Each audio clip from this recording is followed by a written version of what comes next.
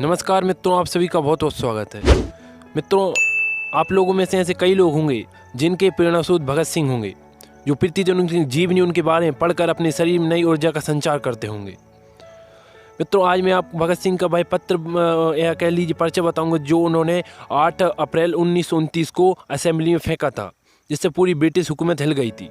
आज हम जानेंगे कि उन्होंने पर्चे में ऐसा क्या लिखा था और उसमें किसके लिए संदेश था, ब्रिटिश हुकूमत के लिए क्या संदेश था, भारतीय नेताओं के लिए वह कहना क्या चाहते थे और भारतीय जनता के लिए क्या कहना चाहते थे और उनकी अपेक्षाएं क्या थी भारतीय युवाओं से। तो चलिए मित्रों, शुरू करते हैं। इस पत्र का मित्रों जो पर्चा है उसका शीर्षक है हिंदुस्तान समाजवादी प्रजातांत्रिक सेना। फिर आगे प्रारंभ होता है पत्र यानी पर्चा। लिखा है, बहरों को सुनाने के लिए ऊंची आवाज़ की आवश्यकता होती है। प्रसिद्ध फ्रांसीसी अराजकतावादी सईद वेलिया के यह अमर शब्द हमारे काम के औचित्य के साक्षी हैं। पिछले 10 वर्षों में ब्रिटिश सरकार ने शासन सुधार के नाम पर इस देश का जो अपमान किया है उसकी कहानी दोहराने की आवश्यकता नहीं है, और न ही हिंदुस्तानी पार्लियामेंट पुकारी जाने वाली सभा ने भारतीय राष्ट्र के सिर पर पत्थर फेंक कर उसका जो अपमान किया है उसके उदाहरणों को याद दिलाने की आवश्यकता है। यह सर्वविदित और स्पष्ट है। आज फिर जब लोग साइमन कमीशन से कुछ सुधार के टुकड़ों की आशा में आंख फैलाए हैं और इन टुकड़ों के लोभ में आपस में झगड़ रहे हैं, विदेशी सरकार सार्वजनिक सुरक्षा विधेयक यानी पब्लिक सेफ्टी बिल और औद्योगिक विवाद विधेयक यानी ट्रेडर्स डिस्प्यूट्स बिल के रूप में अपने दमन को और भी कड़ा कर लेने का यत्न कर रहे हैं।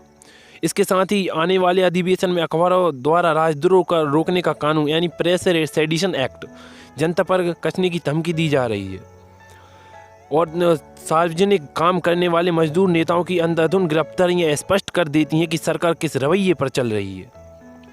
तो देखिए मित्रों, ऊपर की जो एक पैराग्राफ है उसमें उन्होंने ब्रिटिश हुकूमत के लिए की जो उनकी कमियां बताई हैं और बताया कि जो किस प्रकार अत्याचार कर रही है, कौन कौन से काले कानून ला रही है ये ब्रिटिश हुकूमत भारत में। और कहीं ना कहीं उन्होंने भारतीय पार्लियामेंट को भी एक कह लीजिए उसकी निंदा की है। अब आगे पढ़ते हैं। उन्होंने आगे लिखा है कि राष्ट्रीय दमन और अपमान की इस उत्तेजनापूर्ण परिस्थिति में अपने उत्तरदायित्व की गंभीरता को महसूस कर हिंदुस्तान समाजवादी प्रजातांत्रिक संघ ने अपनी सेना को यह कदम उठाने की आज्ञा दी है। इस कार्य का प्रयोजन है कि कानून का यह अपमानजनक प्रहसन समाप्त कर दिया जाए। विदेशी शोषक नौकरशाही जो करे परंतु उसकी वैधानिकता के नकाब को फाड़ देना आवश्यक है। जनता के प्रतिनिधियों से हमारा आग्रह है कि वे इस पार्लियामेंट के पाखंड को छोड़कर अपने अपने निर्वाचन क्षेत्र को लौट जाएं और जनता को विदेशी दमन और शोषण के विरुद्ध क्रांति के लिए तैयार करें। हम विदेशी सरकार को यह बतला देना चाहते हैं कि हम सार्वजनिक सुरक्षा और औद्योगिक विवाद के दमनकारी कानून और लाला लाजपत राय की हत्या के विरोध में देश की जनता की ओर से यह कदम उठा रहे हैं। हम मनुष्य के जीवन को पवित्र समझते हैं। हम ऐसे उज्जवल भविष्य में विश्वास रखते हैं जिसमें प्रत्येक व्यक्ति को पूर्ण शांति और स्वतंत्रता का अवसर मिल सके।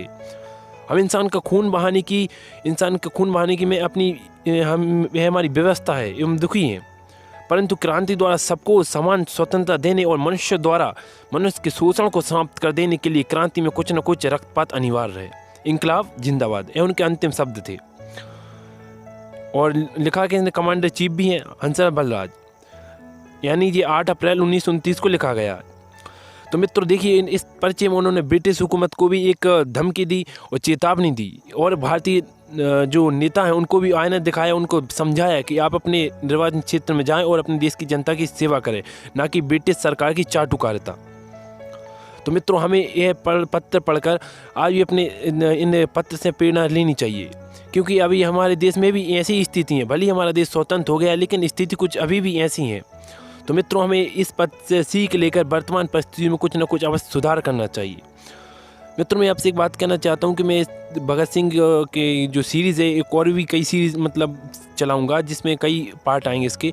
तो मित्रों, आपसे निवेदन है कि इस वीडियो को लाइक करें, चैनल को सब्सक्राइब करें और शेयर भी अवश्य करें, क्योंकि भगत सिंह के जीवन के मैं कई पार्ट अपलोड करूँगा। धन्यवाद मित्रों। वंदे मातरम।